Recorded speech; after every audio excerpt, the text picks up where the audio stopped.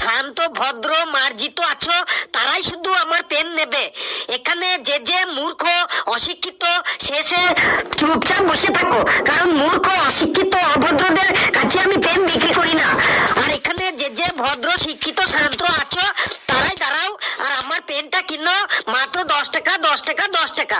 যে পেন না নেবে তার 10 দিন হাগা বন্ধ হয়ে যাবে। আমাকে দুটো দিন। তুই যে একটু আগে 5 টাকা করে বলছিলি পেনের দাম, এখন 10 টাকা হলো কি করে? সে যখন বলেছিলাম তখন, এখন 10 টাকা হয়ে গেছে। দামাদামি করলে 20 টাকা নেব, নিতে হয় নে, না হলে মূর্খ হয়ে চুপচাপ বসে থাক। দে আমাকে 4টে দে। আমাকে দুটো দে। আমাকে 4টে দে। আমি গোটা প্যাকেটই নেব।